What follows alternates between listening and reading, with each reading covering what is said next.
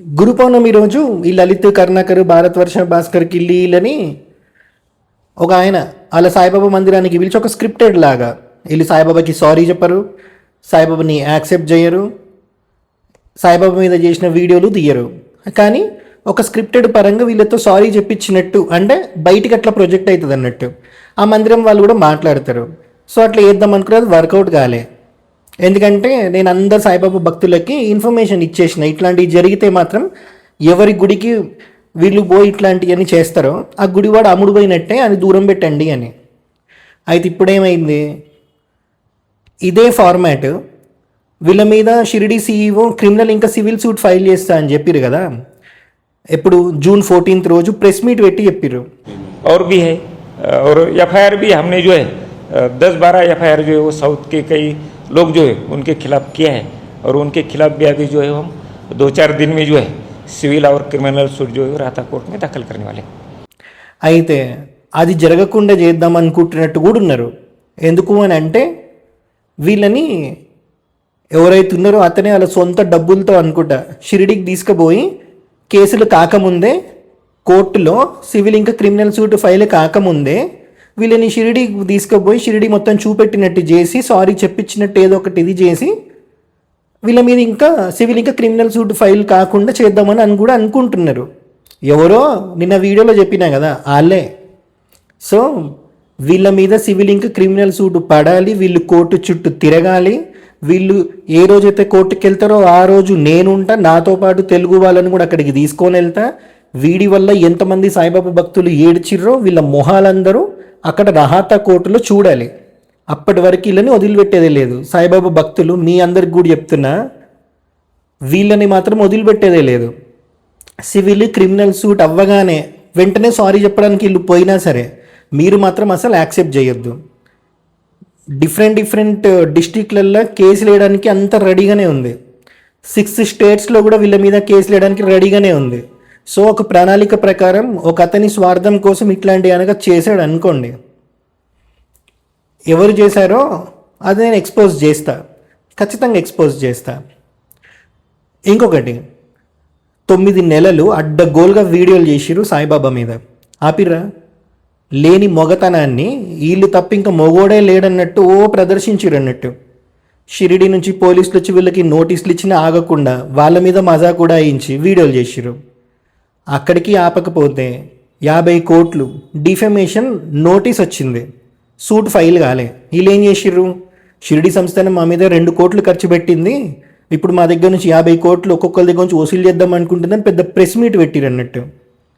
మరి వచ్చింది నోటీస్ అయితే ఏదో వీళ్ళ మీద సివిల్ సూటే ఫైల్ అయినట్టు ఓవర్ యాక్షన్ చేసిర్రు, జనాలందరినీ మభ్యపెట్టిరు అన్నట్టు. మొత్తం ఒక ప్రొపగాండా పరంగా చేసిర్రు. సో ఎన్నిసార్లు వార్నింగ్ వచ్చినా సరే, ఖమ్మం నుంచి ఇంజంక్షన్ ఆర్డర్ వచ్చినా సరే వీళ్ళు వినలేదు. సో ఇట్లాంటి వాళ్ళు 9 నెలలు ఇట్లా చిల్లర కథలన్నీ పడి వెంటనే షిరిడీకి పోయి సారీ చెప్పారనుకోండి, ఎవడు యాక్సెప్ట్ చేస్తాడు? ఇక్కడ మీరెవ్వరూ యాక్సెప్ట్ చేయకండి. షిరిడి సంస్థానంకి కూడా మీరు మెయిల్స్ పెట్టండి. చెప్తున్నా కదా, వెబ్సైట్లో మెయిల్ ఐడి దొరుకుతుంది, మెయిల్స్ పెట్టండి. వీళ్ళని అస్సలు వదిలిపెట్టొద్దు, వీళ్ళు సారీ ఇప్పుడే చెప్పొద్దు, తిప్పించండి నా కొడుకులని కోర్టు చుట్టూ అని చెప్పి.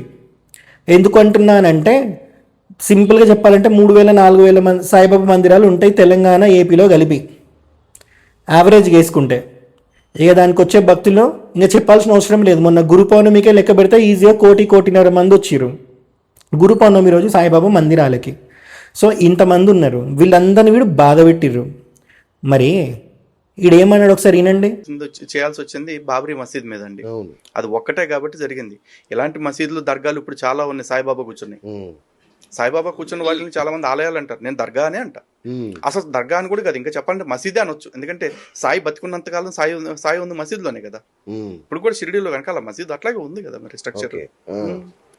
సాయిబాబా కూర్చుని ప్రతిదీ మసీదే అన్నాడు, దర్గానే అన్నాడు, ఇంకా చాలా అన్నాడు, కూలగొట్టాలన్నాడు. ఆ కరుణాకర్ గడు అయితే 4 సంవత్సరాల్లో సాయిబాబా మందిరాలే లేకుండా చేస్తాం అన్నాడు, గర్వాప్సి చేస్తాం అన్నారు.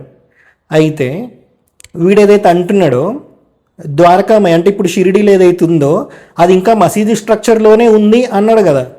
ఈ వీడియో చూడండి, ఎక్కడైనా మసీదు స్ట్రక్చర్ కనిపిస్తుందా? అది సాయిబాబా ఉన్నప్పటి నుంచే మసీదు స్ట్రక్చర్ అక్కడ లేదు. ఇది ఓల్డ్ ద్వారకామాయి ఫోటో. ఇది సరిపోతుంది కదా ప్రూఫ్ మసీదు స్ట్రక్చర్ అక్కడ లేదని చెప్పడానికి. మరి వీడు ఇట్లాంటివన్నీ మాట్లాడిండు. సాయిబాబా కూర్చున్న ప్రతిదీ మసీదు దర్గానే అన్నాడు. సో వీడు సారీ చెప్తే సరిపోదు. వీడు ఏ మందిరానికి అయితే పోయి సారీ చెప్దామని ఒక ప్రణాళిక ప్లాన్ చేసుకున్నారో ఆ మందిరం వాడితో కలిసి, ఆ ఒక్క మందిరమే లేదు తెలంగాణ ఏపీలో కలిపి, వీడు ఒకవేళ సారీ చెప్తే ఎన్ని సాయిబాబా మందిరాలు ఉన్నాయో ఈ నలుగురిని గల్లా పట్టుకొని ప్రతి సాయిబాబా మందిరానికి తీసుకొని వెళ్ళి సాయిబాబా పాదాలు ముట్టించి అక్కడ మొక్కి షిరిడి మాజే పండరిపూర సాయిబాబా రమావారా అని చెప్పి హారతి పాడిచ్చి అక్కడున్న అయ్యగారుల కాళ్ళు వీళ్ళు కడిగి మొక్కి ఇట్లాంటివన్నీ చేస్తే తప్ప వీళ్ళని వదిలేయకండి. ఎందుకంటే ఈ కొడుకులు హిందువులు కాదు, వీళ్ళు క్రిస్టియన్స్. అందులో నుంచే ఇందులోకి వచ్చిర్రు.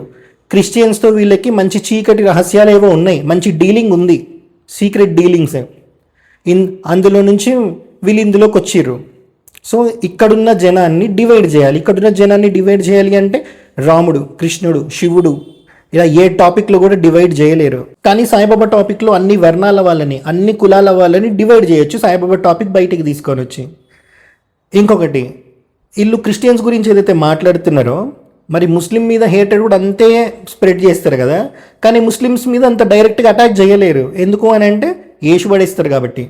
సో ముస్లిమ్స్ మీద హిందువులకి రెచ్చగొట్టాలి అని అంటే సాయిబాబా టాపిక్ పట్టుకోవాలి. సాయిబాబాని ముస్లిం లాగా ప్రూవ్ చేస్తే చాలు. సాయిబాబాకి సంప్రదాయమే లేదన్నారు, మరి సాయిబాబాకి సంప్రదాయం ఉంది కదా. 1924లోనే మాధవనాథ్ మహారాజు సాయిబాబా సంప్రదాయం గురించి చెప్పారు. నాథ్ సంప్రదాయంలో సాయిబాబా నాథ పంచకంలో ఒకరు అని చెప్పి. మరి మోహన్ భాగవత్ గారు ఆర్ఎస్ఎస్ చీఫ్, ఆయన నార్త్లో ఏదైతే నాథ సంప్రదాయానికి సంబంధించిన మఠానికి ఆయన వెళ్తారో అక్కడ వాళ్ళు ఉపాసన చేసే ఫోటో చూడండి, సత్యదత్త అని అంటారు. మధ్యలో ఉంది మాధవనాథ్ మహారాజ్. మాధవనాథ్ మహారాజ్కి నాథ సంప్రదాయంలో ఎంతో విలువ ఉంది. ఆ మాధవనాథ్ మహారాజే మాధవనాథ్ దీప్ ప్రకాష్ అని 1924లో ఆయన చరిత్రలో నాథ పంచాయతనం గురించి రాసిరు. అందులో సాయిబాబా ఉన్నారు. మరి ఇప్పుడు ఆ ఫోటో మీరు చూస్తే మధ్యలో మాధవనాథ్ మహారాజ్, ఇటువైపు గజానన్ మహారాజ్, ఇటువైపు షిరిడి సాయిబాబా. మరి ఇది సత్యదత్త అనే ఉపాసన. సాయిబాబాకి సంప్రదాయం ఉంది కదా. ఇవన్నీ బయట పెడుతుంటే తట్టుకోలేక అడ్డమైన ప్రొపగాండా సాయిబాబా మీద క్రియేట్ చేసిర్రు. దానికి తోడు ఓ అమ్మాయిని నా మీదికి లాగిర్రు. ఆమెకైనా కొంచెం బుద్ధి జ్ఞానం ఉండాలి, మొగుడికైనా కొంచెం బుద్ధి జ్ఞానం ఉండాలి. ఏదీ లేదు. సరే రే లలిత్ కర్ణాకర్ భారతవర్ష భాస్కర్కి వెళ్ళి ఆ అమ్మాయి విషయంలో నన్ను కాపాడింది ఎవరో తెలుసా? మీరు ఎవరినైతే సేటును పట్టుకున్నారో అదే సేట్రా, అదే సేటు. అది కూడా బయటికి తీస్తా. సో వీళ్ళు ముస్లిమ్స్ని డైరెక్ట్గా ఏం పీకలేరు కాబట్టి, మాట్లాడడానికి నోరు కూడా రాదు కాబట్టి, అంత ధైర్యము లేదు కాబట్టి మధ్యలో సాయిబాబాని పెట్టి సాయిబాబాని ముస్లిం లాగా ప్రొజెక్ట్ చేస్తే హిందువులకి ముస్లిమ్స్ మీద హేటెడ్ క్రియేట్ అవుతుంది అన్నట్టు. అది వీళ్ళ ప్రొపగాండా. బాగా సక్సెస్ అయ్యారని అనుకున్నారు, కానీ ప్రతిరోజు గుడుస్తానే ఉన్నారు. అది వీళ్ళకి అర్థం కావట్లేదు. సో అర్థమైంది కదా వీళ్ళ ప్రొపగాండా ఎట్లాంటిది అనేది. సో షిరిడీలో వీళ్ళ మీద సివిల్ ఇంకా క్రిమినల్ సూట్ ఫైల్ అవ్వడానికి అంతా రెడీగా ఉంది. మేబీ ఒకవేళ వీళ్ళు ఎవరైతే పట్టుకున్నారో సేటుని అతను కనుక ఆపడానికి అక్కడ కనుక ట్రై చేస్తే, నేను చెప్తున్నా కదా ప్రతిదీ నేను ఇక్కడ అప్డేట్ చేస్తూనే ఉంటా. సాయిబాబా భక్తులు మీరు ఎట్లా రియాక్ట్ అవుతారో అట్లా రియాక్ట్ అవ్వండి. ఈ కొడుకులని మాత్రం అస్సలు వదిలిపెట్టొద్దు.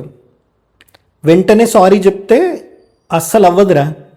మీరు కోర్టు చుట్టూ తిరగాలి, రహతా కోర్టు చుట్టూ. డేట్ వచ్చిన ప్రతిసారి నేను వస్తా, కొంతమంది సాయిబాబా భక్తులని పట్టుకొని వస్తా. మీ ఎదవ మొహాలు సాయిబాబా భక్తులు చూడాలి. వాళ్ళ మొహంలో ఉండే ఆ క్రోధము, ఆక్రోశం ఏదైతే ఉంటుందో మీ మీద చూపెట్టాలి అనేది మీరు అది చూడాలి.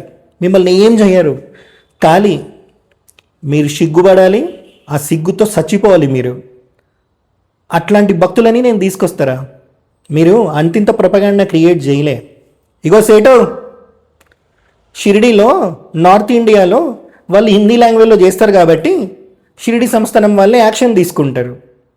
సౌత్ ఇండియాలో షిరిడి సంస్థానికి ఇక్కడ ఎవడు ప్రొపగాండా చేసినా సపోర్ట్ లేదు. సో నేను నించున్నా. షిరిడి సంస్థానానికి ఇట్లాంటోడు ఎవడొచ్చినా సరే ప్రతిదీ అప్డేట్ నేను ఇస్తాను. ఎందుకంటే ఇక్కడ తెలుగు, తమిళ్, కర్ణాటక, మలయాళం ఈ లాంగ్వేజ్లు నార్త్ ఇండియన్స్కి రావు. ఇక్కడ ఉన్నోళ్ళు హిందీలో వీడియోలు చేయరు. నార్త్ ఇండియన్స్ చేసే వీడియోలన్నీ హిందీలోనే ఉంటాయి. సో వాళ్ళకి ట్రేస్ చేయడం, వాళ్ళ మీద కేసులు వేయడం చాలా ఈజీ. షిరిడి సంస్థానంకి సౌత్ సైడ్ నుంచి సపోర్ట్ లేదు. వీళ్ళు అడ్డగోలుగా మాటలు మాట్లాడుతుంటే నేను నించున్నా షిరిడి సంస్థానంకి ఇన్ఫర్మేషన్ ఇవ్వడానికి. సో ఇప్పుడు దాన్ని కూడా నీరు కారుద్దాం అనుకున్నాం అనుకో, ఇక్కడ సాయిబాబా భక్త సమాజంలో నీ పరిస్థితి ఏమవుతుందో నేను చెప్పాల్సిన అవసరం లేదు. సాయిబాబా భక్త సమాజం ఎంత పెద్దదో సభలకు వచ్చినప్పుడు నీకు కూడా అర్థమయ్యే ఉంటుంది కదా. సో ఇట్లాంటి వాళ్ళని వెనకాలండి నువ్వు నడిపించే బదులు ఓ పని చేయి, నువ్వు వీళ్ళని ఏదైతే కాపాడదాం అనుకుంటున్నావు ఇప్పుడు దాంట్లోంచి విత్డ్రా అయిపోయి వీళ్ళని ఎట్లా గుడపాలి అని కోరుకోండి. ఎందుకు అని అంటే సాయిబాబా అప్పుడే మిమ్మల్ని కాపాడేది. సో నేను చెప్తున్నా కదా, ఒక్కసారి నేను దిగజారినా అంటే ఏ లెవెల్కైనా పోతా. నేను చెప్తున్నా మళ్ళీ, వీళ్ళ మీద ఫైట్ చేయడం అసలు ఆగదు. వీళ్ళ మీద వీడియోలు చేయగానే వీళ్ళు వచ్చి నీ దగ్గర ఏడవడం, నువ్వు పోయి షిరిడిలో చెప్పడం, షిరిడి నుంచి నాకు ఫోన్ రావడం. నేను చెప్తున్నా ఎవరెవరు షిరిడి నుంచి ఫోన్ చేస్తారో అలా ఫోన్ నెంబర్లన్నీ బ్లాక్ చేసిన. ఇప్పుడు వచ్చి ఆపమని చెప్పు. వీళ్ళ మీద వీళ్ళు వీడియోలు చేయకుండా ఇంజక్షన్ ఆర్డర్ తెచ్చుకున్నారు కదా, ₹1,00,000 ఖర్చు పెట్టి, మరి అంత డాక్యుమెంటేషన్ చేయించడానికి లాయర్ ఫీజు అన్నీ కలిపి, మరి అదే 1,00,000 నా మీద కూడా వేసి నా మీద కూడా ఒక ఇంజక్షన్ ఆర్డర్ తెప్పించి షిరిడి నుంచి కూడా కోర్టు నుంచి నాకు ఒక ఆర్డర్ తెప్పించి సనాతన ట్రావెలర్ అనేటోడు సాయిబాబా మీద ఎట్లాంటి వీడియోలు చేయొద్దు అని చెప్పి ఒక ఇంజక్షన్ ఆర్డరు ఇట్లాంటివన్నీ తెస్తే అప్పుడు నేను ఆపుతా. అప్పటి వరకు వీడియోలు వస్తూనే ఉంటాయి. ఈ కొడుకుల మీద వీడియోలు ఇప్పటి నుంచి ప్రతిరోజు వస్తాయి. ఇంతకుముందు నా వీడియోలు చూసి ఎట్లయితే ఎంజాయ్ చేసినావో ఇప్పుడు వీడియోలు వచ్చిన ప్రతిసారి బాధపడు. ఎందుకంటే ఇంకొక ఆప్షన్ లేదు. వాళ్ళు నిన్నేం బ్లాక్మెయిల్ చేస్తారో, నువ్వు వాళ్ళతో ఎందుకు అటాచ్ అయినావో తెలియదు.